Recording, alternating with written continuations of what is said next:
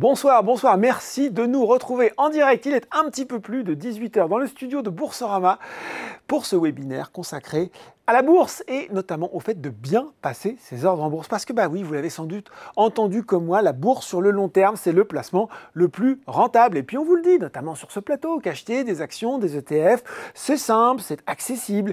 Sauf que finalement, quand on veut se lancer, on peut se retrouver un petit peu perdu devant la mécanique d'achat d'un titre, le carnet d'ordre, le type d'ordre, la durée de validité, le prix à renseigner. Ça fait autant d'incertitudes qui sont finalement autant de freins avant de se lancer. Alors ce soir, on a décidé de tout vous expliquer, simplement, concrètement, avec des termes clairs. J'ai un buzzer anti-jargon, si on est trop technique. Tout vous expliquer sur ce passage d'ordre, que ça n'est plus de secret pour vous et que vous puissiez aborder cette étape en toute sérénité. Et pour apprendre tout ce que vous avez besoin de savoir ou de réviser sur le sujet, je suis notamment accompagné d'experts et de notre partenaire ce soir, Euronext, avec Hugo Saillant, Equities Product Manager. Bonsoir Hugo. Bonsoir. À ses côtés, Vincent Boquillon, Head of Cash Equities. Bonsoir Vincent. Bonsoir Laurent. Et vous le connaissez par cœur, Thomas Vitou, chef de produit bourse chez Boursebank. Bonsoir Thomas. Bonsoir Laurent. Bon, je le disais, ce webinaire peut-être encore plus que les autres, c'est un moment pour vous, c'est un moment d'échange. Alors s'il y a des choses qui ne sont pas claires, si vous êtes perdu, si vous avez besoin d'une précision, n'hésitez pas à prendre la parole, à écrire vos questions. Elles tombent sur la tablette qui est directement là à côté de moi. Et puis toute cette histoire de bourse, finalement, Hugo, elle commence par une journée. Elle commence par une journée de bourse traditionnelle. On va prendre celui du marché français, tant qu'à faire. Comment ça fonctionne ? Alors comment est-ce que ça fonctionne ? En réalité, c'est très séquencé, une journée de bourse. Donc ça commence toujours par un premier moment qui s'appelle la préouverture, dans lequel vous pouvez envoyer vos ordres pour pouvoir traiter à ce qu'on appelle l'enchère d'ouverture. Ça, c'est vers quelle heure, ça, à peu près, Hugo ? C'est assez tôt le matin, en réalité. C'est de 7h30 jusqu'à 9h, puisque c'est à 9h qu'on a le premier événement vraiment où il se passe quelque chose. Et en fait, tout simplement, l'enchère d'ouverture, à quoi est-ce que ça sert ? À dire qu'est-ce que c'est le prix d'une action aujourd'hui, qui peut être, et qu'il est d'ailleurs la plupart du temps, différent du prix que c'était hier. Il a pu se passer plein de choses pendant la nuit. On peut avoir une nouvelle, il peut y avoir... Donald Trump peut avoir fait sur son réseau social, et puis ça peut avoir tout changé. Ça peut avoir tout changé, et donc les investisseurs vont, entre guillemets, à ce moment-là, dire voilà le prix de l'action, et on ouvre les hostilités, si je puis dire, c'est-à-dire que la journée va démarrer. Absolument. Et en fait, ce qui est assez important, c'est qu'avec la définition de ce prix d'ouverture, c'est un prix unique. C'est-à-dire que vous allez avoir l'offre et la demande qui vont se rencontrer, et Euronext ou d'autres places boursières dans le monde vont en fait définir ce prix d'ouverture qui sera un prix unique. Ensuite vient la séance de trading en continu, ce qu'on appelle le temps réel, où là, en fait, chaque insertion d'ordre va potentiellement générer une transaction.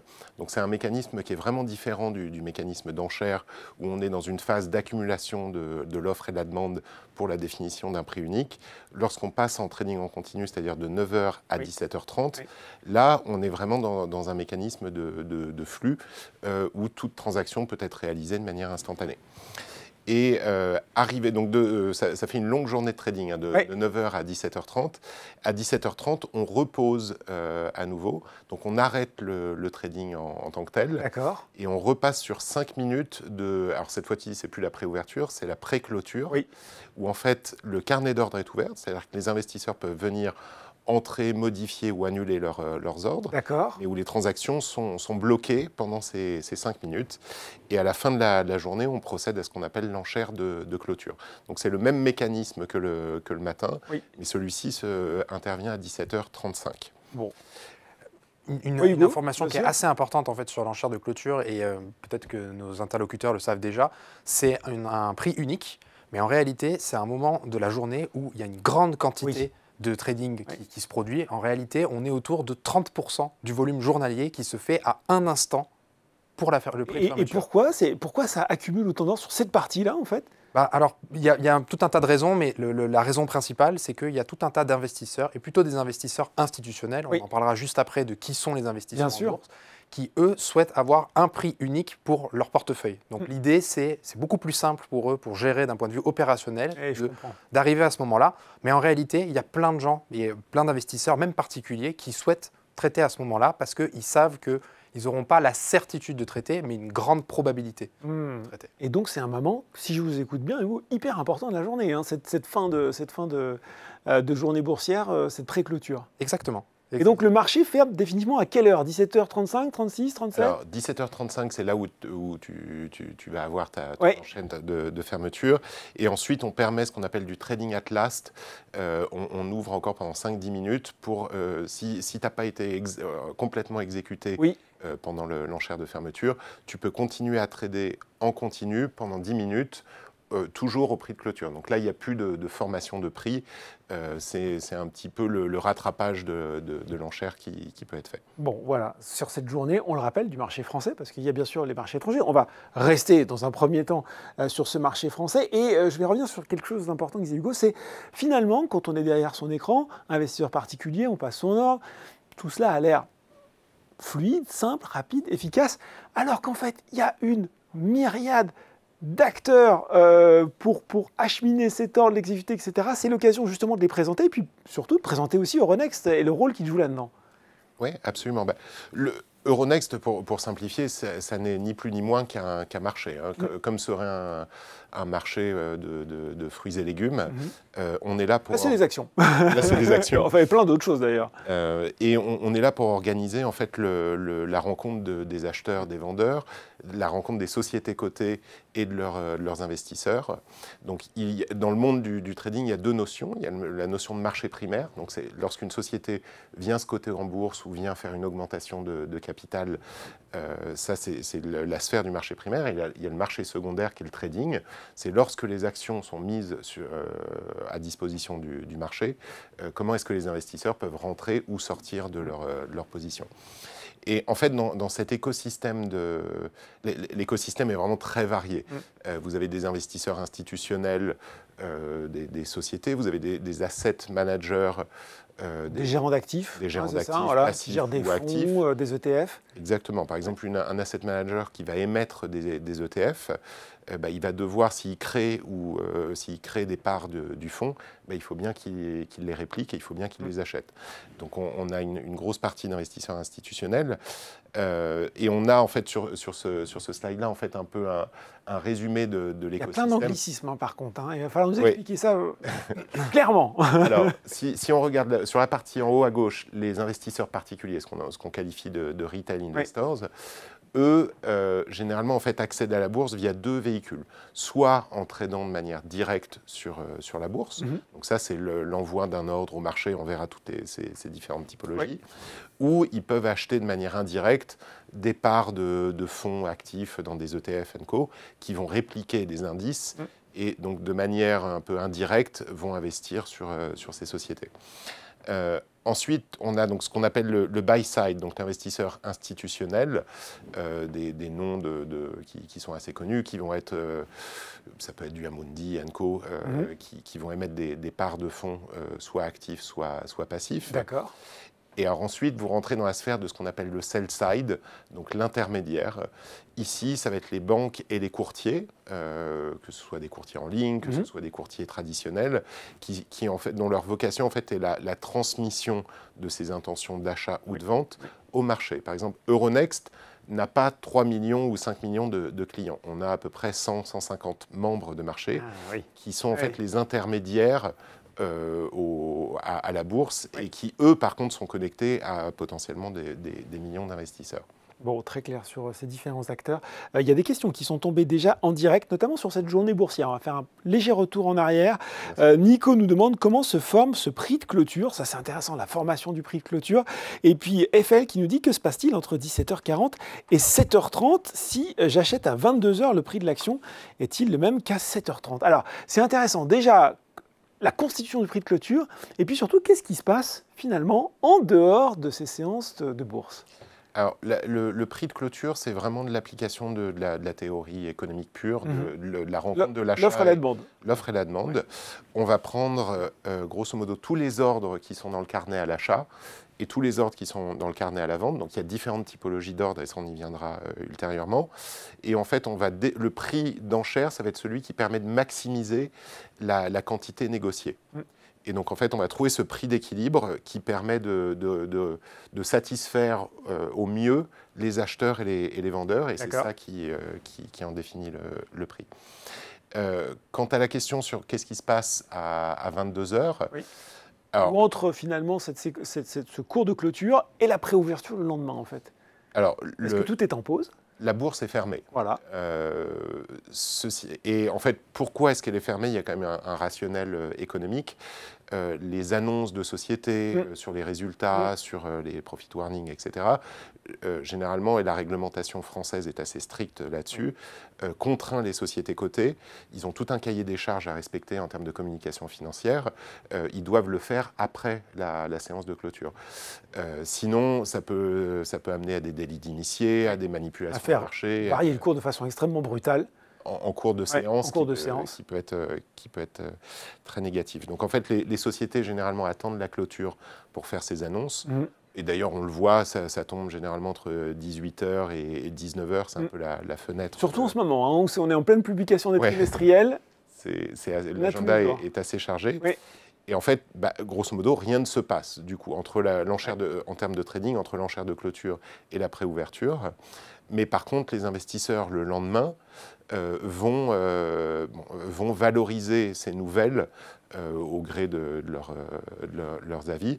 Et donc, on peut avoir, si tu as eu des résultats positifs qui ont été annoncés, généralement, le cours d'ouverture va être positivement impacté.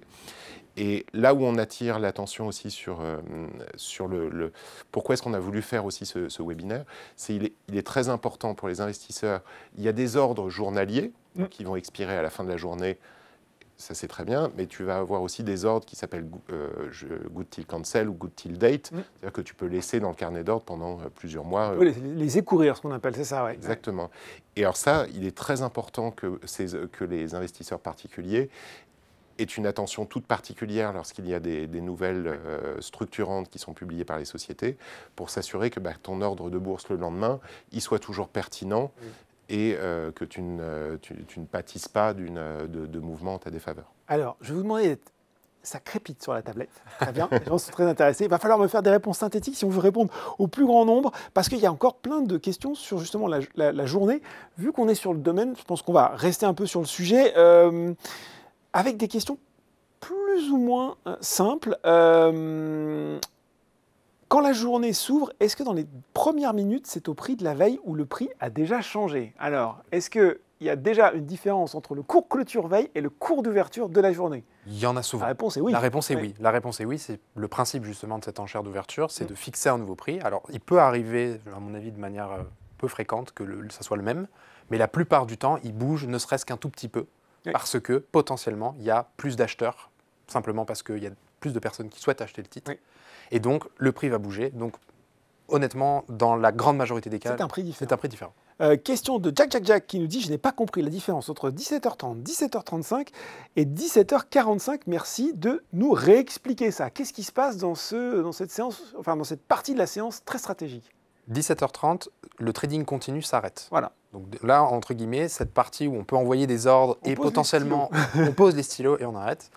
On a 5 minutes, donc de 17h30 à 17h35, on a de nouveau une pré-clôture dans laquelle on peut entrer des ordres, mais qui ne généreront pas de transactions. 17h35, enchère de clôture, grand moment de liquidité et d'échange à ce moment-là. Et ensuite, de 17h35 à 17h40, 5 minutes de trading at last. C'est de nouveau du trading continu, mais à un seul prix, qui est celui qui a été fixé à 17h35. D'accord. Très clair sur cette réponse. On a du coup 2 questions aussi liées un petit peu à ça. Peut-on programmer de la part de Birdie un ordre pour un passage lors de la pré-clôture? Et si oui, autre question, quel type d'ordre peut-on placer en pré-clôture? Est-ce qu'on peut passer des ordres en pré-clôture? Est-ce que c'est encore possible? Alors, absolument. C'est d'ailleurs c'est le but de la pré-clôture, c'est d'accumuler des intentions d'achat et de vente pour définir le cours de clôture.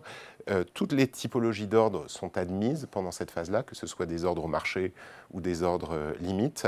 Et on peut tout à fait spécifier le fait qu'on est, d'ailleurs même le matin, vous pouvez envoyer un ordre en disant « je ne souhaite participer qu'à l'enchère de clôture ». C'est-à-dire que mon ordre n'est pas éligible pour la session en continu, il sera réservé pour l'enchère de clôture. Bon, et cette question qui, pour le coup, est un petit peu plus complexe. Quel moment de la journée est-il le plus propice aux ordres?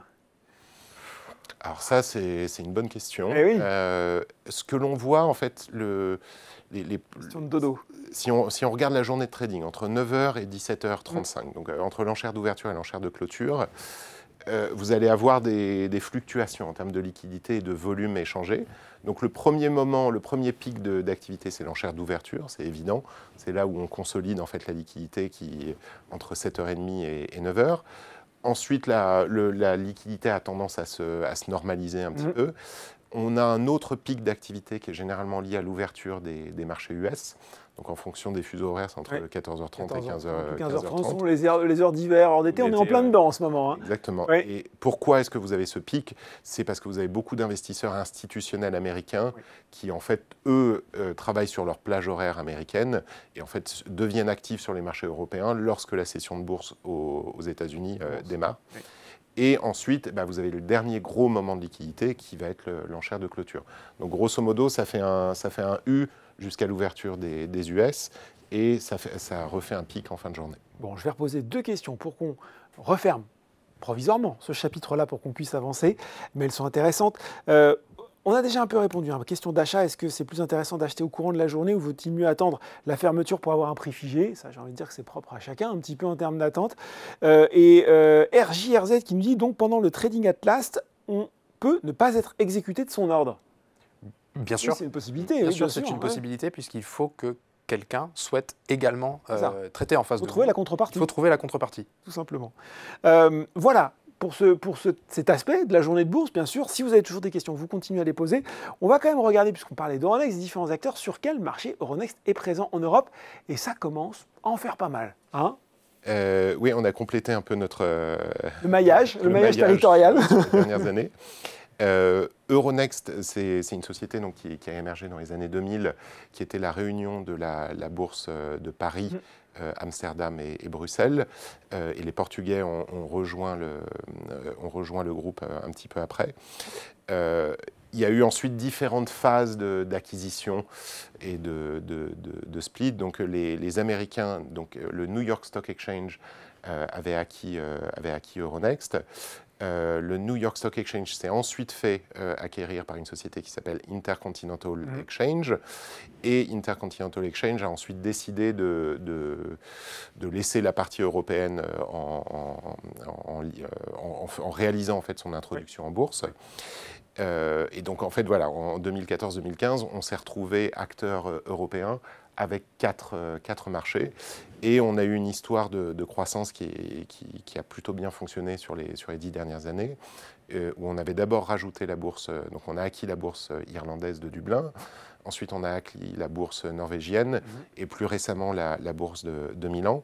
Donc aujourd'hui on a 7 marchés qui opèrent sur une technologie, sur un centre de données, sur une tarification unique, sur des systèmes d'information qui sont communs.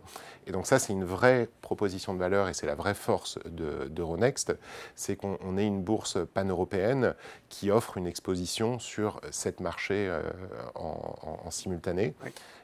Vous avez peut-être vu dans la presse qu'on est en discussion, notamment pour ajouter la bourse d'Athènes au groupe. Alors, oui. Ça, c'est pas du tout confirmé. Ce sont des négociations pour le Exactement. moment. Exactement. Ouais, tout à fait. Et vraiment, ce qui fonctionne et ce qui plaît aux investisseurs européens et d'ailleurs internationaux, c'est de regarder l'Europe et de se dire, c'est pas 27 pays avec 27 technologies, avec 27 règles différentes. On arrive à offrir une expérience harmonisée pour ces acteurs-là. Et d'ailleurs, on le voit, à chaque fois qu'on a rajouté un marché dans le périmètre d'Euronext, donc que ce soit l'Irlande, en fait, les volumes ont organiquement augmenté parce qu'ils rejoignaient en fait, cette famille Euronext de manière synthétique. Petite question de Florian, toutes les règles dont on vient de parler, est-ce qu'elles s'appliquent uniquement au marché européen ou est-ce le même principe sur les autres marchés, notamment américains? Alors, on ne va pas forcément rentrer dans le détail, mais est-ce qu'on peut quand même brosser un petit peu la situation? Est-ce que, grosso modo, les règles sont identiques? Est-ce qu'il y a vraiment des particularités à savoir sur les autres marchés? Les mécanismes de bourse sont quand même plus ou moins similaires. Ce mécanisme d'enchère d'ouverture, de trading continu, de clôture, vous le retrouvez avec des horaires différents, évidemment. Voilà. Mais il y a des bourses qui font des pauses, comme au Japon, je crois. Ils ont la pause déjeuner encore, si ma mémoire est bonne. Tout à fait. Voilà. Mais grosso modo, les règles de sécurité, parce qu'on a des mécanismes, en fait, pour lorsque le cours de bourse fluctue trop, on siffle dans le sifflet et on fait une pause. Ça, c'est des mécanismes qui sont quand même extrêmement répandus à l'international. Donc oui, vous allez avoir des expériences différentes, mais les types d'ordre, la journée de trading et les mécanismes de sécurité sont grosso modo assez standards. Bon, j'ai des tas de questions sur les types d'ordre. Ne vous inquiétez pas, on y arrive très très vite. On sait que c'est le cœur du sujet. Avant, on va quand même faire un petit détour, parce que avant de passer un ordre, il faut quand même trouver les produits sur lesquels on veut investir. On a choisi 2 catégories ce soir, Thomas, parce qu'elles intéressent notamment les investisseurs, on va dire les plus novices. Les ETF, ce sera l'occasion de nous rappeler rapidement ce que c'est, et puis les actions. Alors comment on trouve son ETF, notamment sur Boursorama ? Alors, je commence volontairement par les ETF, puisque c'est un produit un petit peu phare et on a eu beaucoup de questions dessus. Donc un ETF, c'est un produit financier, voilà, qui a pour objectif de répliquer le cours d'un indice, un indice boursier. On a parlé des différentes bourses. À Paris, on parle notamment du CAC 40. Il y a d'autres indices boursiers. Et cet ETF, il a vraiment pour objectif de répliquer les variations à la hausse comme à la baisse des indices boursiers. Et donc, comment on le trouve, cet ETF? Rendez-vous dans votre espace client sur l'application Boursobank. Vous allez sur votre PEA, sur votre compte titre, et vous avez la possibilité de rechercher cette valeur en tapant tout simplement son nom, par son code ISIN, qui est un mot un petit peu barbare, un code en 10 chiffres. C'est la carte d'identité des instruments financiers. C'est ça, c'est son numéro de référence en quelque sorte. Et donc, vous retrouverez vos ETF là-dessus. Sur l'application Boursobank. Il y a plusieurs types d'ETF un petit peu intéressants. Il y a les ETF notamment géographiques sur les principaux indices boursiers. Il y a les ETF plus thématiques sur des secteurs en particulier. Et ensuite, il y a des ETF sur d'autres classes d'actifs. Il y a des ETF monétaires, obligataires. Mais principalement, vous retrouverez tous les ETF géographiques et thématiques sur l'appli Boursobank dans vos comptes. Très bien. Et une fois qu'on est sur la fiche valeur de l'ETF, là aussi, il y a des informations importantes. Une fois qu'on est sur la fiche valeur de l'ETF, il y a des informations très importantes. Tout d'abord, bien sûr, il y a le cours en premier lieu. Ensuite, vous avez une partie du carnet d'ordre avec les tendances à la hausse, les tendances à l'achat comme à la vente. Vous voyez un petit peu tous les ordres qui sont positionnés dans le carnet. Également les cours des ordres positionnés dans le carnet, ce qui permet de vous donner un premier a priori de quel type d'ordre vous pouvez passer, vous souhaitez passer surtout. Étant donné que c'est un produit financier donc, qui contient plusieurs valeurs au sein de l'ETF, vous avez aussi la possibilité d'apprécier le risque, ça c'est le SRI, et de consulter un document d'information clé qui vous renseigne un petit peu plus sur la composition et les mécanismes de l'ETF. Ouais, c'est toujours utile quand on saura ce qu'on achète, effectivement. Et chez les séries, c'est quoi? C'est 1 à 7, c'est ça? C'est de 1 à 7, tout à fait. Donc 1 le moins risqué et 7 le plus risqué, ce qui est très rare sur un ETF. Oui. Et après, bien sûr, il y a aussi d'autres composantes pour apprécier le risque et également la qualité de l'ETF. Oui. Bon, mais ça, on en a parlé avec Thomas Baudry il n'y a pas si longtemps sur les alternatives au livret. Je vous incite à retrouver ce webinaire. Il est déjà en ligne sur YouTube. Là, on va rester sur notre sujet des ordres.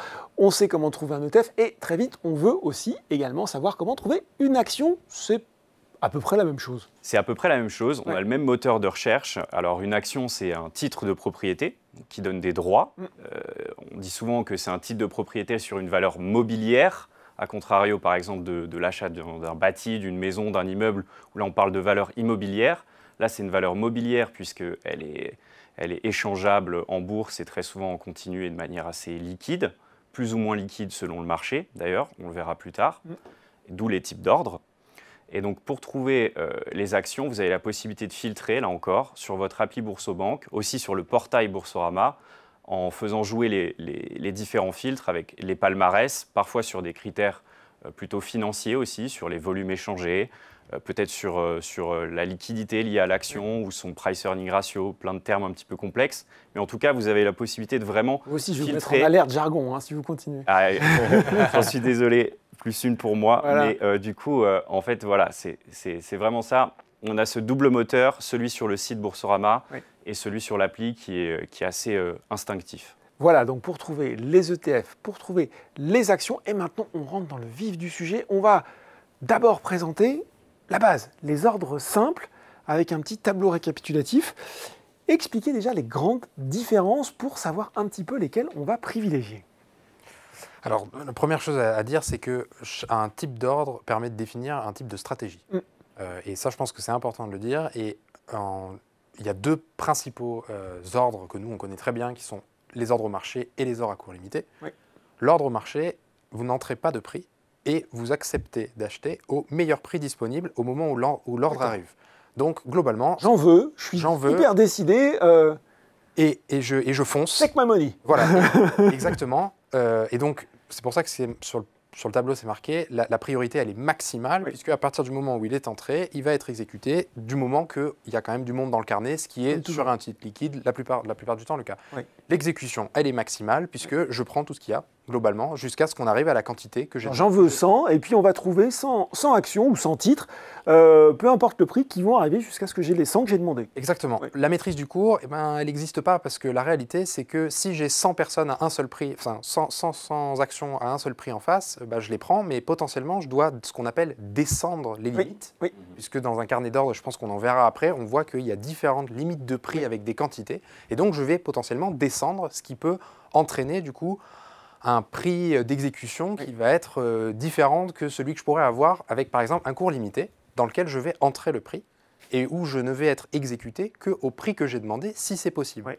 Mais Hugo, là, tous les gens qui nous regardent et qui ont l'habitude, comme moi, de chasser les bonnes affaires et de faire très attention à ce qu'ils dépensent, ils disent « mais c'est n'importe quoi cet ordre, je ne vais pas prendre un ordre dans lequel je ne vais pas maîtriser le prix ». Sauf qu'en bourse, dans une séance où, grosso modo, on n'a pas forcément des fortes variations hautes, ça peut être intéressant si on veut se constituer une position rapidement. C'est peut-être ça l'intérêt. Exactement. Alors, c'est effectivement privilégier la rapidité. Donc soit parce qu'on voit qu'il n'y a pas beaucoup de variations et qu'on se dit, moi, je veux être exécuté tout de suite parce que potentiellement aussi, je suis pressé. Oui. Ça peut être aussi le cas. Et la deuxième chose, nous, c'est des choses qu'on observe, c'est à contrario, lorsque ça bouge beaucoup, potentiellement, si j'ai une petite quantité, je peux me dire, je vois quand même que ça ne va pas descendre trop bas et j'ai envie d'être exécuté très vite parce que je ne sais pas... il peut y avoir de la volatilité qui repart dans un sens ou l'autre et ça peut m'intéresser. Exactement, et ça peut m'intéresser et je peux vouloir en jouer. Et donc, nous, c'est des choses qu'on observe et qui se produisent. Donc ça, c'est l'ordre au marché. Et donc, il y a l'autre, l'ordre à court limité, où là, je maîtrise mon prix. Oui, je maîtrise mon prix. Donc, c'est ça la grande différence. J'en veux, mais pour 19,50 €. Exactement. Mais du coup, je ne suis pas prioritaire par rapport aux autres. Oui. Donc ça, c'est quelque chose à prendre en compte. Mais à contrario, ça ne peut pas trop mal se tourner. C'est ça que je veux expliquer. Globalement, pour nos auditeurs, c'est deux types d'ordres qui sont très différents, qui répondent à des besoins qui sont très différents. Et la réalité, c'est si vous avez une stratégie bien établie et que vous êtes pressé, que vous avez des raisons, l'ordre au marché peut être intéressant. Si jamais vous souhaitez acheter au prix que vous connaissez et que vous êtes à l'aise avec ça, un ordre à court limité sera parfait pour vous. Moi, ce que je retiens, Hugo, c'est qu'il n'y a pas de mauvais ordre. Il y a, comme vous le dites très bien, un ordre adapté à une stratégie, en fait. Voilà, et à des besoins. Et à des besoins. Donc ça, c'est sûr, au marché à court limité. Puis il y en a des autres un petit peu plus compliqués aussi, dont il faut parler. Exactement. Alors qu'ils sont... moi, j'aime bien les appeler des ordres hybrides. Oui. Parce que, du coup, ils ont un peu cet aspect où on mélange différentes choses. Alors, l'ordre à seuil de déclenchement, la réalité, c'est de dire, en fait, je veux être exécuté rapidement, mais je veux quand même avoir un petit contrôle sur le prix. Et ce petit contrôle sur le prix, c'est de dire, lorsqu'on atteint le seuil que j'ai fixé au préalable, et seulement si on atteint ce seuil, si jamais on ne l'atteint pas, il ne se passe rien. Au moment où on atteint ce seuil, l'ordre va se transformer en un ordre au marché et va donc être très prioritaire. D'accord. Donc c'est-à-dire, par exemple, j'ai mis un ordre d'achat à un certain niveau, je vais rester sur mes 19 €, je ne sais pas pourquoi. Voilà, il ne se passe rien tant que ce seuil n'est pas atteint. Exactement. Mais une fois qu'il est atteint, donc je passe en ordre au marché et donc je peux être exécuté à 19, mais potentiellement plus cher aussi. Exactement. Voilà. Exactement. Donc il y a quand même cette composante d'urgence et un peu de risque sur le prix d'exécution qu'il faut accepter. Mais si on l'accepte, on bénéficie pas du meilleur des deux mondes, mais entre guillemets, de trouver un espèce d'équilibre entre les deux types d'ordres qu'on a cités auparavant. On a le seuil et la plage alors. Quelle est la différence entre les deux? Alors la plage, c'est justement pour essayer de pallier à la chose que je viens de décrire. C'est-à-dire, le mécanisme est le même. C'est-à-dire, il ne se passe rien tant qu'on n'atteint pas le seuil, comme je l'ai décrit. Mais je vais mentionner un deuxième prix qui va consister au prix auquel je suis prêt, au prix sur lequel je suis prêt jusqu'à descendre. C'est-à-dire, on ne va pas descendre le carnet jusqu'à ce qu'on ait exécuté toute la quantité, on va s'arrêter au bout d'un moment. Donc là aussi, je peux affiner ma stratégie. Affiner ma stratégie et encore une fois, répondre à un besoin, qui est de dire, je souhaite attendre d'atteindre un seuil pour garder une forme de contrôle sur le prix d'exécution, mais je ne veux pas descendre tout le carnet, je veux que ça puisse s'arrêter. Oui. Parce que j'ai décidé que c'était le prix, par exemple, maximal auquel j'étais prêt à acheter et que je ne voulais pas aller au-delà. Et on refixe une limite en quelque sorte. Oui.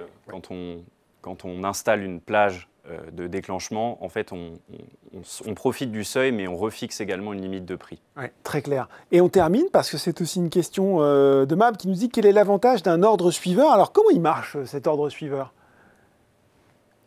Alors, un ordre suiveur, c'est un ordre qui va en fait suivre l'évolution des cours de prix. Oui.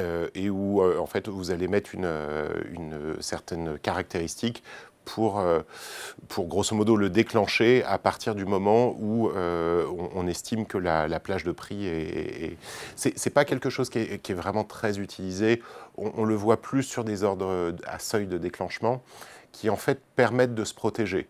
La vraie, de se protéger ou d'être opportuniste, la vraie valeur ajoutée d'un ordre à seuil de déclenchement, c'est de dire je ne suis pas capable de suivre le carnet toute la journée à rafraîchir ma page web. Oui. Je me protège, c'est-à-dire que je me dis, voilà, si le cours dévisse, eh ben, je veux être vendeur. C'est un peu le last, la dernière limite, recours, ouais, voilà, c'est ça.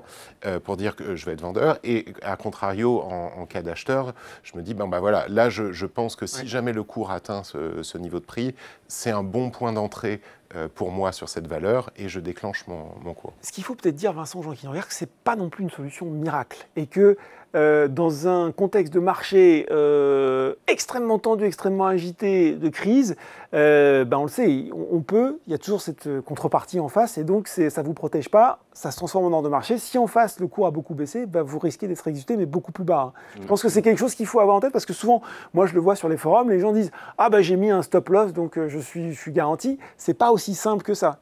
Alors la bourse... Évidemment, ça c'est des mécanismes de protection, mais ils ne sont pas non plus imparables. Exactement. Si vous avez 20 000 investisseurs qui ont mis le même ordre stop et qui se font déclencher ensemble, vous vous doutez bien qu'il y a un afflux de liquidités acheteuses ou vendeuses dans un sens. Et si tout le monde est avec des ordres au marché, ça peut faire décaler les cours. C'est là où la bourse intervient avec des mécanismes de protection supplémentaires, où en fait on a ce qu'on appelle des fourchettes de prix. En anglais, c'est ce qu'on appelle des collars, où en fait la bourse va suivre le cours d'exécution. Et autour de ça, on va appliquer plus et moins 3%. D'accord. Et si jamais le cours dévie de plus ou moins 3%, c'est là où on fait une pause sur les transactions, c'est-à-dire qu'on arrête le trading. Nos surveillants de marché vont regarder en fait ce qui s'est passé et vont reprendre l'exécution après 5 ou 10 minutes. Mais ça permet au marché en fait de faire une pause, de se calmer, de regarder les carnets d'ordre, de revoir ses intentions de vente et d'achat et de reprendre le trading dans des conditions sereines. Question de Birdie, quelle est la durée de validité d'un ordre à seuil de déclenchement ? Ça peut aller maximum à 1 année. Exactement. 1 année, ah oui, donc ça peut vraiment laisser traîner, si je puis dire, un ordre. Et par défaut, c'est une journée. En tout cas, une journée de bourse sur Mélissa nous dit « J'ai du mal à percevoir la différence entre un ordre à cours limité et un à plage de déclenchement. » Alors, il va falloir réexpliquer. Thomas, tiens, vous y collez ? Alors, très bien.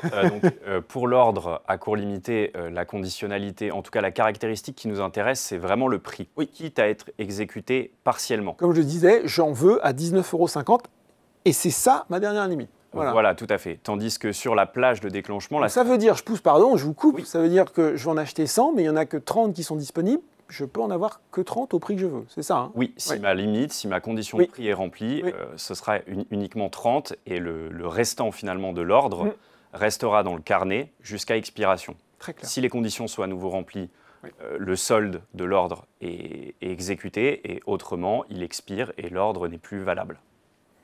Et celui à plage de déclenchement ? Plage de déclenchement, c'est un petit peu différent. Donc, il y a un seuil qui intervient. À partir de ce seuil, donc, on va commencer à solder le carnet d'ordre. Et donc, ensuite, jusqu'à une certaine limite, à nouveau de prix. Et à ce moment-là, en fait, il y aura une suspension au niveau de la plage une fois la limite touchée. Bon, bien sûr, continuez à poser vos questions. Hein. Si ce n'est pas clair, on le réexpliquera une nouvelle fois avec des exemples. Et on va en donner des exemples, mais avant, il faut quand même qu'on explique un truc. On parle de carnet d'ordre depuis le début de ce webinaire. Les gens se disent, OK, le carnet d'ordre, mais comment ça fonctionne concrètement ? Et puis, il faut parler d'une fonctionnalité, d'un service qui est proposé par Euronext qui s'appelle le Best of Book. C'est le moment de nous en parler, messieurs. Très bien. Alors, donc, je pense que les auditeurs l'ont compris, l'exécution sur Euronext se passe dans un carnet d'ordre dans lequel des intentions d'achat et de vente se rencontrent. C'est ça, en fait, un carnet d'ordre. Exactement. Best of Book, c'est une solution. Donc, il faut vraiment le voir comme une couche de liquidité supplémentaire à destination exclusive des retail, donc des clients particuliers, qui permet d'assurer une meilleure qualité d'exécution. Et pour être très sincère, le support que vous voyez le justifie, puisque lorsque je l'ai fait, c'était la situation du carnet d'ordre du titre Euronext. D'accord. Donc comment celui-ci fonctionnait. Oui. Et donc, nous, le principe est que des acteurs qu'on appelle des Retail Liquidity Providers, donc des apporteurs de liquidité à destination des retail, vont améliorer les prix par rapport à ceux qui sont disponibles dans le carnet d'ordre. D'accord. L'investisseur particulier va donc bénéficier d'une meilleure exécution que si Best of Book n'existait pas. Et donc on a mis quelques petits chiffres, et il y a un mauvais point jargon puisque j'ai mentionné BBBO, mais je me fais un plaisir de l'expliquer. Ben oui.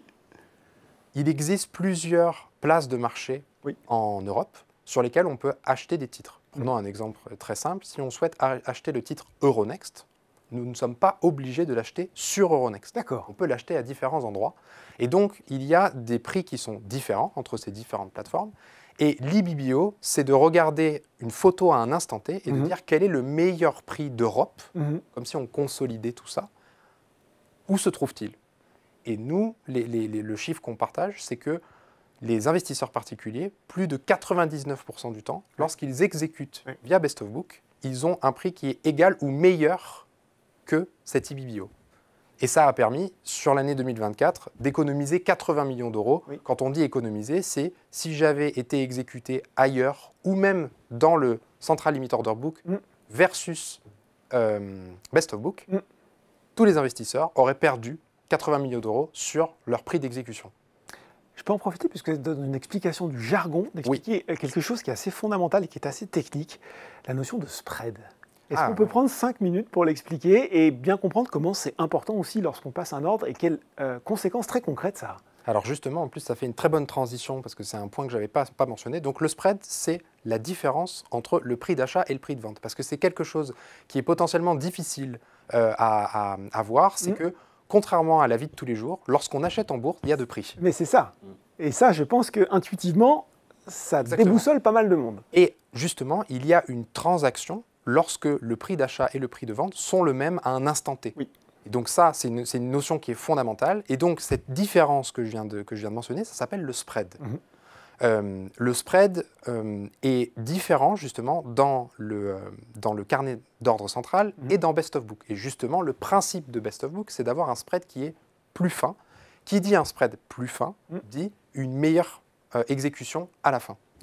Et ça, c'est important, c'est vraiment un aspect très important. On est bon sur cette explication du Best of Book? Alors, Vincent voulait rajouter quelque chose. Oui, juste parce qu'on parle beaucoup de carnet, et je pense qu'il est important de donner deux principes fondamentaux quand vous regardez un carnet d'ordre, que vous ouvrez votre page, que ce soit sur les ETF ou sur les actions. Les deux principes fondamentaux, c'est les principes de priorité. Donc, sur la partie gauche d'un carnet d'ordre, vous avez la partie achat. Sur la partie droite, vous avez la partie vente.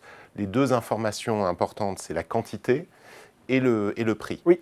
Comment est-ce que tout ceci est classé? C'est par la priorité du prix. Donc, l'acheteur qui est prêt à acheter le plus cher sera en premier, et le vendeur qui est prêt à vendre le moins cher sera en premier également. Et deuxièmement, c'est la priorité de temps. C'est-à-dire que c'est ce qu'on appelle le FIFO, First In, First Out, le premier arrivé, premier servi. À niveau de prix égal, c'est celui qui sera arrivé en premier, qui se fera exécuter en premier. Oui. Et c'est comme ça, en fait, tout simplement, qu'on structure un carnet d'ordre. Question de Winston, justement, quand on achète une action, on met sa valeur d'achat et on doit mettre aussi une valeur maximum. À quoi ça sert et comment estimer cette valeur maximum? Peut-être pour vous, Thomas? On met une valeur d'achat et... Je répète, quand on achète une action, on met sa valeur d'achat et on doit mettre aussi une valeur maximum. À quoi ça sert et comment estimer cette valeur maximum? Alors, on peut certes mettre une limite, si c'est bien de ça dont on parle.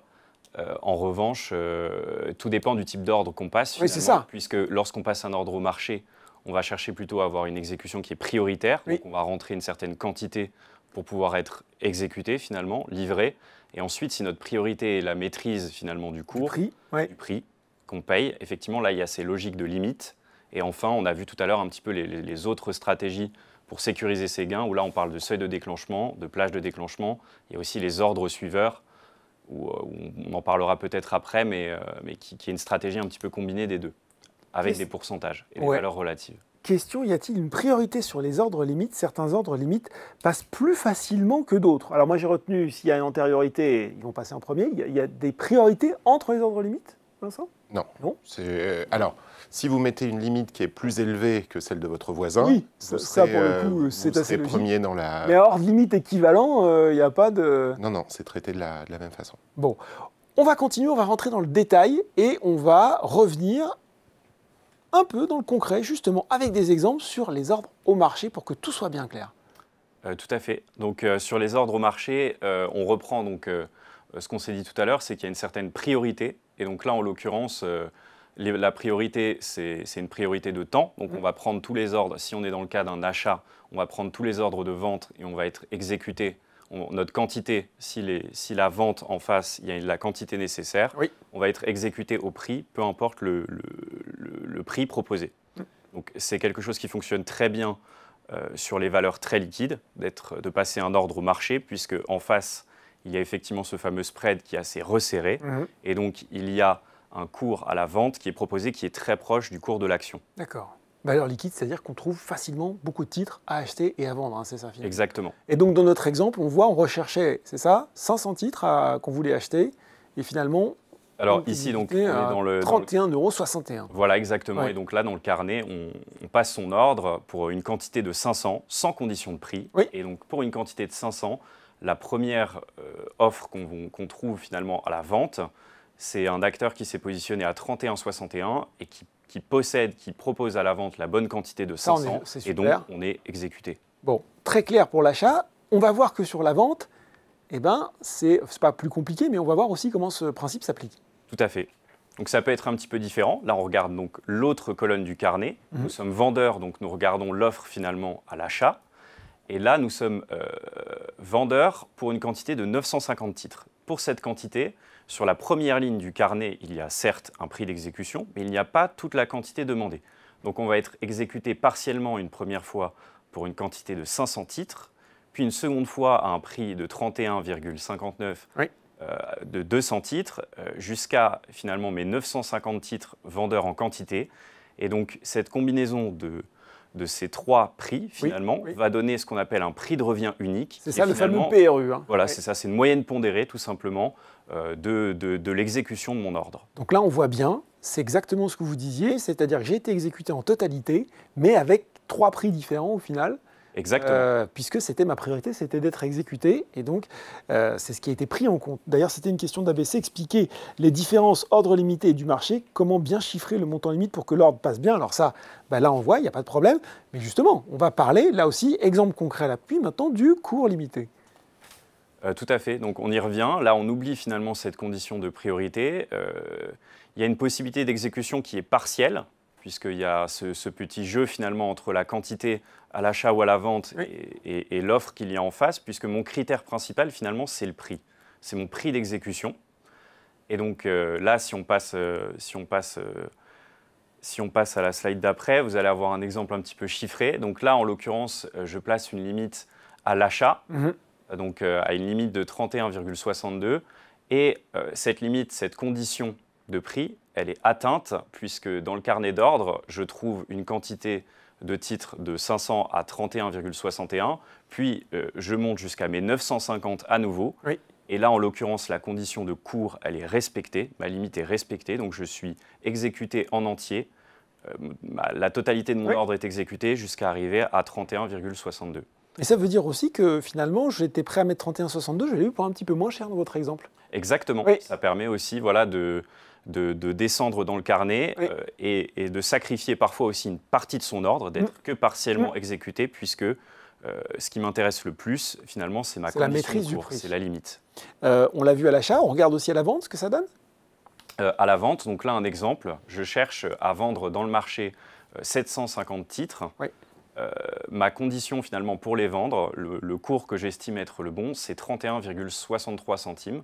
Et donc là, si on se positionne, si on lit finalement ce carnet d'ordre, qui est disponible sur toutes les fiches valeurs Boursorama, je n'ai aucune offre à l'achat qui satisfait finalement ma condition, mon cours de vente. Et donc, je ne suis pas exécuté, même partiellement. Bon, si je ne suis pas exécuté, je vais vous entraîner un peu sur la validité de l'ordre. Cet ordre, quand est-ce qu'il est terminé en fait? Alors, par défaut, l'ordre, sur Boursorama, il est à la fin du jour. En revanche, on peut fixer un ordre à une date ultérieure, jusqu'à 1 an, on l'a vu tout à l'heure. Oui. Et ça peut être aussi une stratégie de fixer des limites, voire plusieurs limites, en fonction de la stratégie qu'on a sur un titre. D'accord, mais là, si j'avais fait un ordre classique, à la fin de la journée, si je n'ai pas été exécuté, il faudra en refaire un le lendemain. Voilà, tout à fait. Finalement, mon ordre, il est annulé. Il faudra en replacer un à la préouverture ou pendant la journée de bourse. Bon, très bien pour ces deux ordres, les deux premiers ordres. On va voir avec vous, messieurs, les ordres à seuil de déclenchement. Là aussi, exemple concret et clé. Alors, donc, ordre à seuil de déclenchement à l'achat. On souhaite acheter une quantité de 500 titres pour un montant de 31,60 €. Et ce qu'on aperçoit, c'est que je souhaite acheter des titres et le meilleur prix à la vente qui est disponible à l'instant où j'entre mon ordre en regardant le carnet, c'est 31,61 €. Et donc, nous sommes au-dessus de mon seuil de déclenchement. Et donc, ce que j'avais expliqué au préalable, c'est que comme nous sommes au-dessus de mon seuil de déclenchement, l'ordre se transforme donc en un ordre au marché et donc va exécuter entièrement cette limite qui va me servir 500 titres au prix de 31,61 €. D'accord.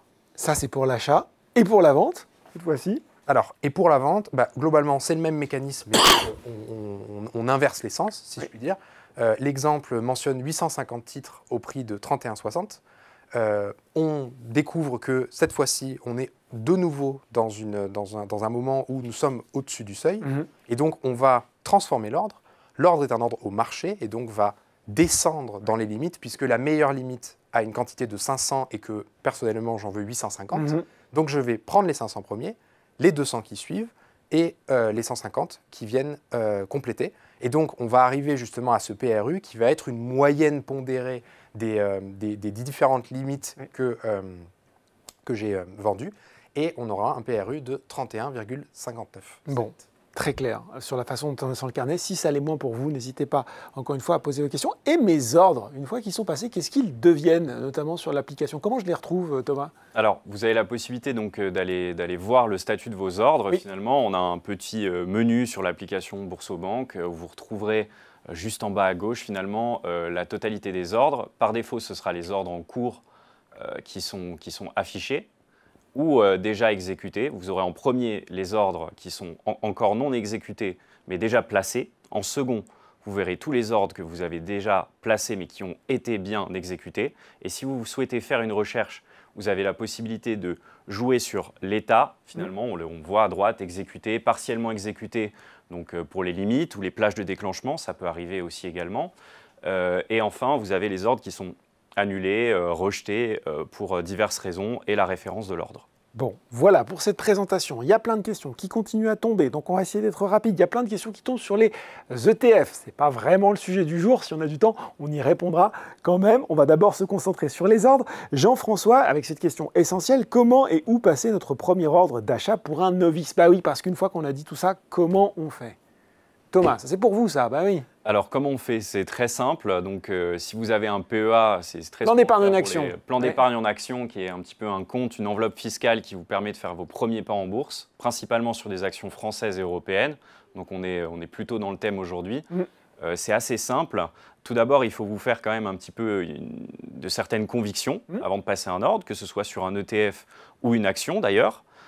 Très souvent, on va commencer aussi par acheter des valeurs parfois du CAC 40, ou plutôt liquides ou assez connues, en fonction de ses convictions, mais aussi de son analyse financière. Pour ça, vous retrouverez sur la fiche valeur, que ce soit sur l'application, mais surtout sur le site, un certain nombre de données qui sont très importantes, les volumes échangés, la partie du capital finalement de la société que je souhaite acquérir qui est cotée en bourse, ce qu'on appelle le flottant, qui me permet un petit peu de voir aussi la profondeur finalement de de la cotation de cette société en bourse, est-ce qu'elle sera plus ou moins liquide. Ensuite, vous avez un certain nombre de ratios financiers qui sont exposés sur le portail. Le price-earning ratio, j'en ai parlé tout à l'heure, mais il y a tout un nombre finalement de ratios, mais également de news qui vous permettent de vous faire votre conviction et de passer votre ordre. Ouais, très clair. Et il y avait une question aussi qui était, y a-t-il un minimum pour acheter des ETF ou des actions en bourse? Est-ce que c'est accessible finalement ou est-ce qu'il faut tout de suite mettre beaucoup d'argent? Alors non, il n'y a pas besoin de mettre beaucoup d'argent pour acheter une action en bourse. Attention quand même, dans le PEA, on achète les actions une par une. Il n'y a pas de possibilité de faire ce qu'on appelle du fractionné, que ce soit pour les ETF d'ailleurs, qui sont des actifs cotés en bourse, comme pour les actions. C'est une quantité de 1 dans mon PEA. Le montant minimum chez Bourseau dans le PEA, c'est 100 €, à partir de 100 €. Dans le compte titre, c'est 20 € selon l'actif qu'on achète, mais bien souvent pour les actions en tout cas et les ETF, c'est à partir de 20 €. Question de Giga qui nous dit, tous les types d'ordres sont-ils disponibles? Je ne l'ai pas envoyé. Hop. Tous les types d'ordres sont-ils disponibles, quel que soit le type de compte, titre souscrit et sur les bourses françaises et américaines? Est-ce qu'on a toute la panoplie des ordres tout le temps sur toutes les bourses? Oui. Oui, principalement. D'accord. À savoir aussi quand même, il y a quelque chose d'intéressant entre les actions et les ETF aussi. Ce qu'il faut se dire, c'est que sur les actions, principalement, le cours il est déterminé, comme on l'a dit tout à l'heure, en fonction de la confrontation finalement de l'offre et de la demande. Mais sur la cotation d'un ETF, ce qu'il faut aussi avoir en tête, c'est que c'est quand même l'objectif premier de ce produit, c'est de répliquer finalement les variations de son indice. Donc au-delà de la confrontation de l'offre et de la demande, ce qui va se retrouver aussi dans le cours finalement, ça va être aussi finalement le gérant derrière de cet ETF, de ce produit, va intervenir pour finalement maintenir cette réplication des hausses. Par exemple, si on parle d'un ETF CAC 40, eh bien, des variations du CAC 40 à la hausse comme à la baisse. Oui. On achète finalement un panier d'actions. Donc c'est peut-être un petit peu plus diversifié et on achète aussi parfois une tendance. En achetant un ETF. Question de Birdie. Elle est intéressante cette question. Dans les carnets d'ordre, tous les ordres des acteurs sont-ils répertoriés? Est-ce que tout le monde est dans le carnet d'ordre? Absolument. C'est ce qui fait la beauté et la robustesse en fait, de ce modèle, c'est que tout l'écosystème est traité à la même enseigne. Oui. Que vous soyez un gestionnaire d'actifs du Wisconsin ou un investisseur particulier, tout le monde se retrouve sur le carnet d'ordre et est traité. Les deux mécanismes de priorité dont j'avais parlé, c'est-à-dire le prix et le temps, s'appliquent à tous les types d'acteurs de manière complètement uniforme. Et c'est ça qui génère en fait cette formation des prix. C'est la rencontre de l'offre et de la demande de tout cet écosystème qui se rencontre chez Euronext et sur d'autres bourses. C'est pour ça qu'on dit que le carnet d'ordre est anonyme. Oui. On ne sait pas en face de qui on achète ou on vend, mais il est transparent puisqu'on voit tout le monde. Bon, très clair sur cette réponse. Tiens, Charlie, ça va être l'occasion de faire un petit rappel parce que vous l'avez évoqué, Vincent. Pourquoi ne peut pas trader en bourse 24 heures sur 24 comme sur les crypto-monnaies? Parce que vous dormez de temps en temps, Vincent, quand même. Exactement.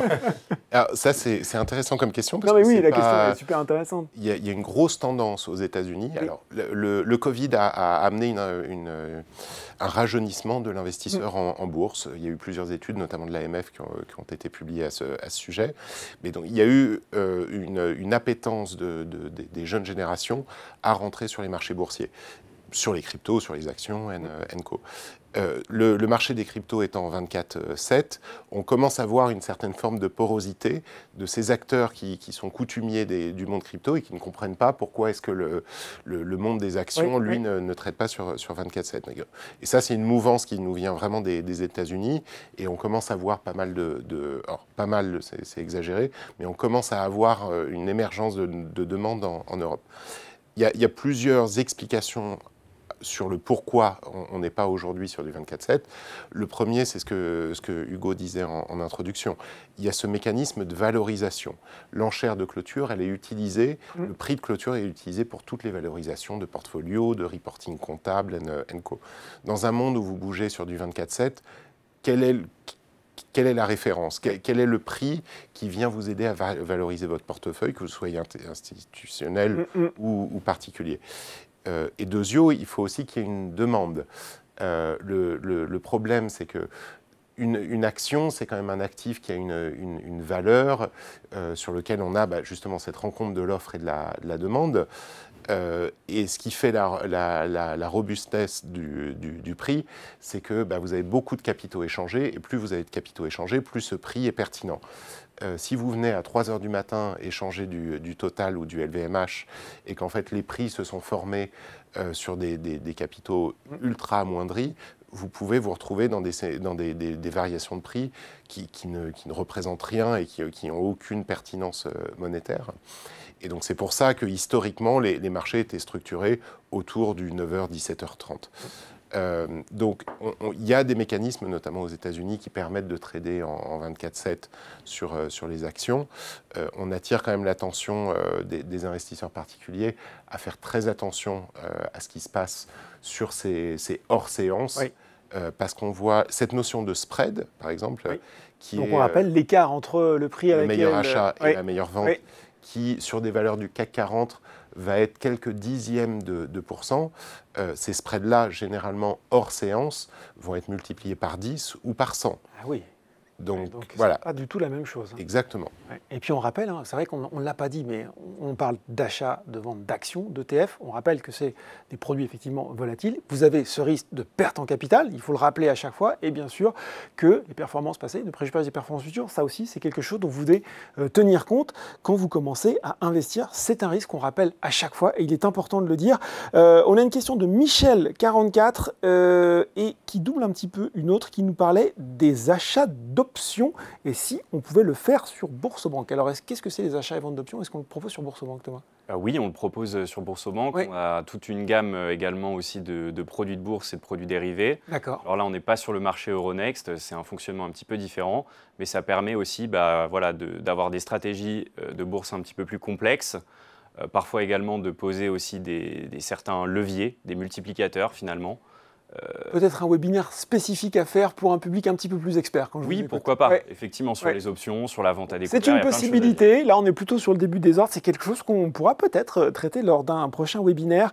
J'ai pas mal de questions sur les ETF. Donc forcément, on va y répondre parce que je me doute bien que c'est une question qui intéresse les débutants.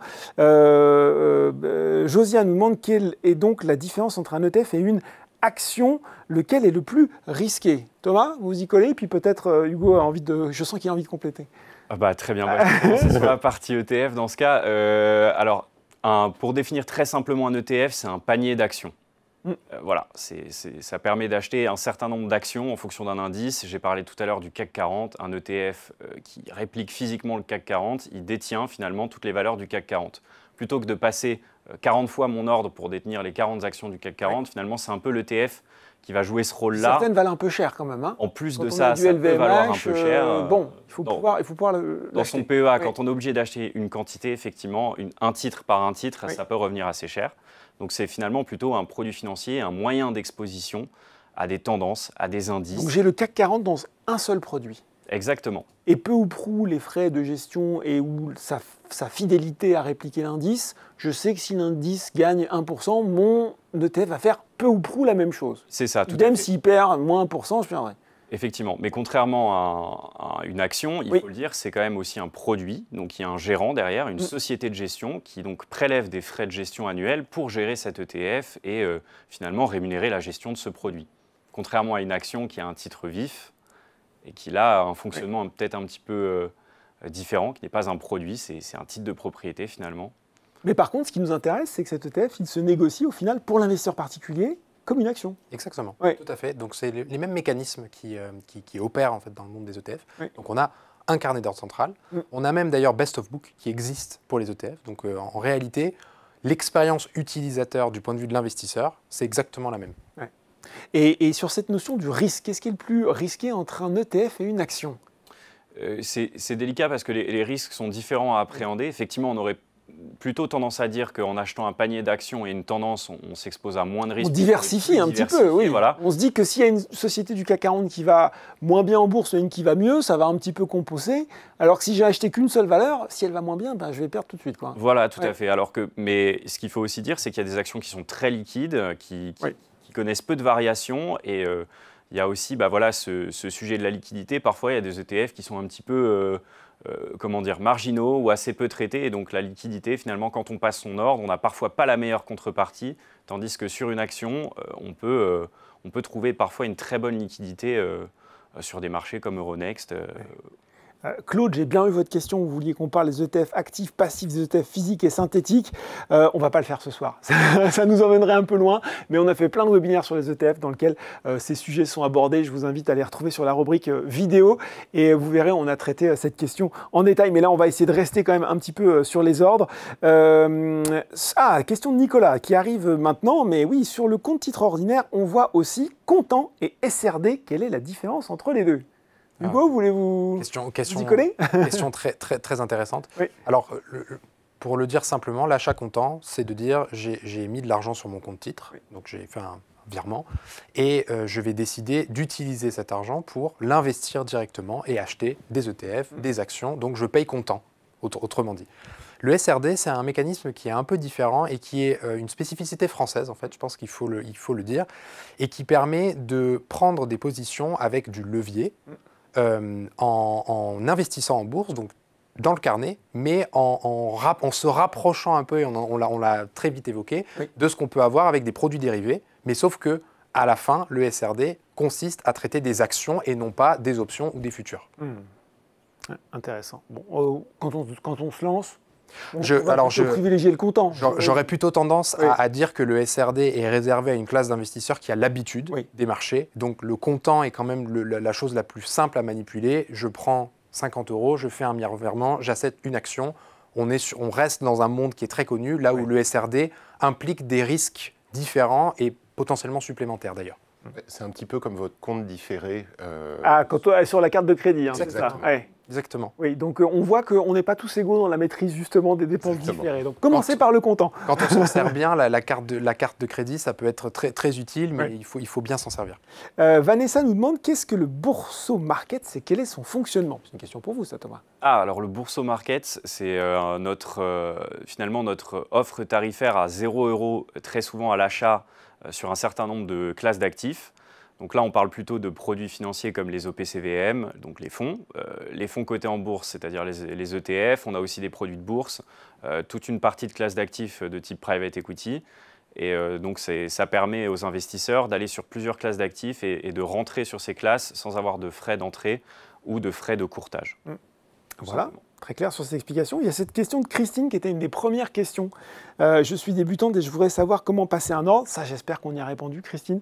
Et quand faut-il vendre ou acheter? Et ça, je pense qu'on ne peut pas répondre à cette question parce que si nous, on le savait, on serait très content. Enfin, peut-être des éléments de réponse. Ça, c'est vrai qu'on se pose souvent les questions d'investisseurs. Quand est-ce que je vends? Quand est-ce que j'achète? Je pense qu'il faut, ce dont Hugo parlait en termes de stratégie, il faut se former une conviction. Une conviction pour rentrer sur un titre ou en sortir. Il faut regarder les performances passées. Alors, certes, elles ne présagent pas des performances futures. On le redit. Mais ça peut donner quand même un élément de contexte. Est-ce que c'est le bon moment pour rentrer sur un titre? Est-ce qu'il est en hausse depuis 3 semaines de manière ininterrompue? Ou est-ce qu'il y a eu beaucoup de volatilité sur les séances précédentes? Est-ce que j'ai une conviction sur le secteur d'activité, sur la société elle-même? Est-ce qu'elle est robuste? Est-ce qu'elle est visible? Est-ce qu'il y a beaucoup de... Par exemple, sur le secteur automobile, aujourd'hui, on voit beaucoup de mouvements, notamment avec l'avènement de l'électrique. Et on a vu que ça engendrait beaucoup de volatilité sur les titres automobiles. Voilà, il faut se faire une conviction du titre, une conviction du secteur. Et c'est à ce moment-là qu'on prend la décision de rentrer ou sortir sur le titre. Vous parlez beaucoup de liquide, de plus ou moins liquide. Qu'est-ce que la liquidité? Question de Hervé. Qu'est-ce que c'est la liquidité? C'est hyper important et c'est vrai que c'est un peu technique. On aurait dû commencer par ça. C'est hyper important et on aurait dû commencer par ça. La liquidité, c'est un mot simple pour décrire quelque chose qui est finalement assez compliqué et qui consiste à dire est-ce qu'il y a beaucoup d'ordres avec beaucoup de quantité aux différentes limites du carnet? Un marché liquide, c'est un marché dans lequel j'ai un prix disponible à n'importe quel moment de la journée et dans lequel j'ai une chance très importante de traiter la quantité que je souhaite rapidement si je le souhaite et de manière quasi instantanée. Et ça, c'est véritablement important et c'est aussi pour ça qu'on conseille de commencer par des titres liquides. Parce que le risque de liquidité est quelque chose qui existe sur les marchés, sur certains titres, sur certains produits. Et lorsqu'on traite sur des titres liquides, donc par exemple des titres du CAC 40 ou des titres indiciels, on limite ce risque. Ludovic nous demande, sur le carnet d'ordre, on ne voit que les 10 premières valeurs à l'achat et à la vente. A-t-on les moyens de le voir plus en profondeur? Alors, oui, par défaut. Non, effectivement, par défaut, que ce soit sur... Silence sur le plateau. Sur l'application Boursorama ou sur la fiche valeur, finalement, sur votre appli, vous avez un petit onglet pour trouver le restant du carnet d'ordre, il me semble. Il y a aussi le carnet avec toutes les dernières transactions. Vous avez un petit en savoir plus, il me semble. Donc et il faut creuser. Il faut creuser parce qu'effectivement, sur la fiche valeur, on vous synthétise un petit peu toutes les informations. Sur le site d'Euronext également, vous avez la possibilité d'aller voir un petit peu plus le carnet en profondeur. Voilà. Après, sur des valeurs liquides, de donner les 10 premiers niveaux de prix. Là, si on prend simplement l'exemple, vous avez plusieurs centaines de milliers d'euros disponibles à l'achat et la vente déjà résumés dans ce top 10. Donc, il n'y a pas un besoin structurant d'aller voir plus loin, mais en effet, c'est disponible. Ouais. Et un petit commentaire également aussi, on propose sur le portail Boursorama les cours finalement en streaming grâce à Euronext, où vous avez en fait un rafraîchissement quasiment permanent en streaming, comme une série ou un film que je suis un peu comme un regarderiez. Quoi. Voilà, tout à fait, et où finalement le carnet se met à jour. Et donc finalement, aller voir un petit peu plus loin dans le carnet, c'est peut-être pas nécessaire, parce que bien souvent, ce streaming fait qu'il se rafraîchit très souvent, autant le cours que finalement les ordres placés dans le carnet. Justement, c'était un élément qui était assez intéressant, parce qu'en utilisant justement ce streaming, le taux de rafraîchissement, c'est-à-dire à quel point les ordres sont mis à jour, c'est une bonne indication de la liquidité. C'est-à-dire que s'il n'y a pas beaucoup de mises à jour, c'est qu'a priori, il n'y a pas une modification des intentions, alors que si c'est très rapide, pour vous, vous devez vous dire « Ok, je suis probablement en train de regarder une action liquide ». Spinson nous demande « Que veut dire l'ordre à la meilleure limite ?» Ah oui, c'est vrai, j'ai déjà vu passer cette expression, mais je ne sais pas forcément non plus ce qu'elle veut dire. Ça existe ça? L'ordre à la meilleure limite? Ça vous dit quelque chose, messieurs? Moi, je vois l'ordre suiveur, mais en pensant à ça... Oui, alors je pense que ça doit faire référence à l'ordre suiveur. Oui. C'est grosso modo un ordre qui va suivre le meilleur achat ou la meilleure vente. Oui. C'est un ordre... Selon une variation en pourcentage, c'est ça? Oui, exactement. Alors, c'est un ordre un petit peu feignant, en quelque sorte. J'aime bien, ouais. Que vous référencez à un autre investisseur ou un autre bassin d'investisseurs qui seront à la meilleure achat et à la meilleure vente. Et du coup, si un gros ordre arrive et prend l'entièreté de cette limite, vous allez être exécuté. D'accord. C'est un ordre qui permet en fait de ne pas traverser ce spread. C'est-à-dire que si vous regardez une action, le meilleur achat c'est 10 €, la meilleure vente c'est 11. Si vous voulez acheter à cet instant T, vous allez devoir payer 11 € pour aller rencontrer l'ordre vendeur. L'ordre limite va se dire, non, moi je vais rester à l'achat à 10 € et je vais suivre, si jamais cet achat passe à 10,50 ou à 9,50, je vais le suivre. Et s'il y a un vendeur qui vient pour 10 ou pour 9,5, je vais bénéficier en fait de cet événement de liquidité. Ouais. Par contre, je me permets de notifier un point qui est assez important, parce qu'on parlait de quel est le bon moment pour rentrer ou pour sortir sur un titre. Il y a une information qui est présente sur le site de Boursorama qui est très pertinente, qui est ce petit curseur vert et rouge au-dessus du carnet d'ordre. En fait, ça vous donne la pression acheteuse ou la pression vendeuse. D'accord. Ça va regarder l'intégralité du carnet, ça va vous dire, j'ai peut-être 2 millions d'euros à l'achat et 300 000 € à la vente. Et du coup, il y a une pression acheteuse qui est plus importante que la pression vendeuse. Et ça vous donne un peu un sentiment du marché. Est-ce que le marché est plus acheteur ou est plus vendeur ? Bon, eh bien voilà, explication très précise. Est-ce qu'on a encore des questions? On a débordé comme d'habitude, mais il y avait plein de questions intéressantes. Est-ce qu'on a encore quelques questions à prendre en régie ou est-ce que, grosso modo, on a répondu à la plupart d'entre elles? Bon, voilà. Est-ce qu'il y a un petit questionnaire de satisfaction? Deuxième question. Eh bien voilà, écoutez, on a fait le job ce soir, messieurs. Merci beaucoup d'avoir présenté, expliqué, détaillé les différents types d'ordres, leurs fonctions, leur utilisation, que ce soit en général ou sur Boursobank. Merci beaucoup à vous. Merci à vous. Merci à vous de nous avoir suivis ce soir. Bien sûr, le webinaire sera en replay d'ici quelques jours sur le site de Boursorama. Et puis, vous le savez, eh bien oui, il y a un petit questionnaire de satisfaction après le clap final, de façon à ce qu'on s'améliore encore lors d'un prochain épisode. Merci beaucoup de nous avoir suivis. Très bonne soirée et à bientôt.